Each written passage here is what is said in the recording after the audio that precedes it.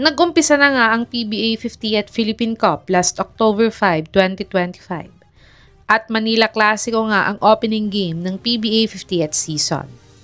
At ang Magnolia Hotshots nga ang nagwagi sa larong ito na may score na 80-73. At ito nga ang kauna-unahang panalo ni Coach L.A. Tenorio bilang head coach ng Magnolia Hotshots at first win niya din ito bilang PBA head coach.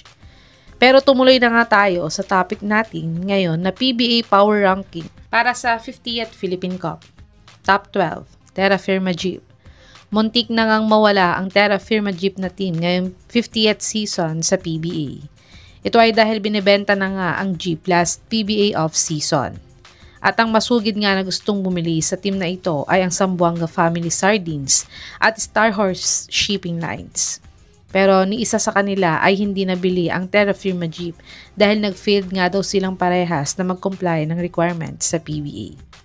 Kaya't nagbabalik nga sila ngayong PBA 50th season.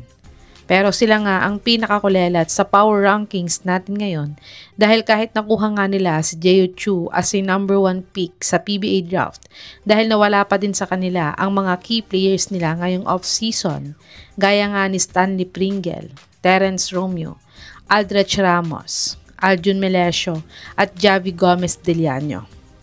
Kaya't sila pa din ang pinakamahinang team ngayong PBA 50th Philippine Cup. Top 11, Blackwater Bossing. Ang Bossing nga ay ang isa sa mga madaming nakuhang free agents ngayong PBA off-season. Pero madami nga din silang nawalang mga key players sa team nila gaya ni Tyrus Hill, DJ Mitchell, at team captain nilang si JV Casio nakaka-announce lang ng kanyang retirement sa PBA. Pero jackpot nga sila sa pagkuha nila kay Dal Panopio sa third pick ng PBA draft.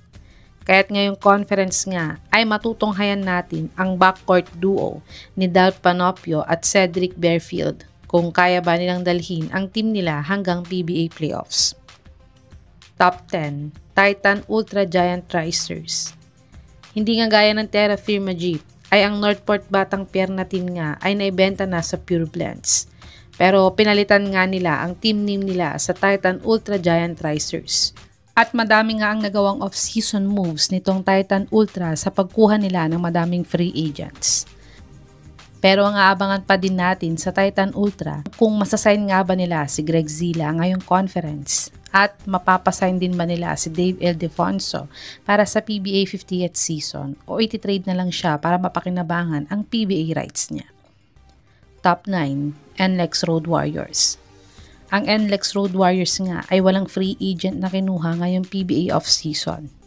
At ang hindi din sila gumawa ng trade moves ngayong PBA season. Pero ang team captain nilang si Sean Anthony ay hindi na nila binigyan ng extension contract kaya ito ay agad ding nagretiro pagkatapos ma-expired ang kontrata niya sa NLEX. Sayang nga ang galing ni Berto kung wala din siyang makakatulungan sa team nila. At ang latest nga sa team na ito ay si Enoch Valdez nga daw ay nasa may trading block na nila. Pero wala pa din naman nag-i-inquire na team sa NLEX about kay Valdez hanggang ngayon. Top 8, Phoenix Fuel Masters. Sila nga yung pangalawang team na kulelat sa standings last PBA season. At never silang nakapasok sa PBA playoffs last PBA season. Kaya't nakuha nila ang second draft pick pero na-trade din naman sa Converge kalaunan. Ngunit, swerte nga sila at available pa sa 8th draft pick na na-trade sa kanila ang gusto nilang makuha talaga na si Will Gozum. At isa din sila sa mga teams na madaming kinuhang mga free agents ngayong PBA off-season. At ang isa pang inaabangan ngayon ng mga fans nila, ang pabagwalik nga ng former star player nilang si Matthew Wright sa Phoenix. Top 7, Meralco Boats. Ang Meralco Boats nga ay wala din kinuhang free agents o trade ngayong PBA 50th season.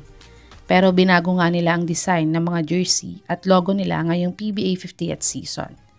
At bigatin nga din ang mga imports nila para sa 2025-2026 East Asia Super League Tournament. Si Justin Brownlee at Ange Kwame nga ay ang mga local players para sa Meralco Boats dahil naturalized player natin sila sa Gilas, Pilipinas. At si Ronde Hollis Jefferson at Ismael Romero nga ang mga imports talaga nila sa tournament na ito. Pero ngayong All-Filipino Cup nga ay isa sila sa may malaking chance na makatalo ulit sa defending champion na SMB, gaya ng ginawa nila last PBA 48 Philippine Cup. Ito ang updated top 12 to top 7 na PBA Power Rankings ngayong PBA 50th Philippine Cup. I-comment nyo na lang po sa baba ang next episode kung gusto niya pang malaman ang top 6 to top 1 na PBA Power Rankings ngayong PBA season. Salamat po.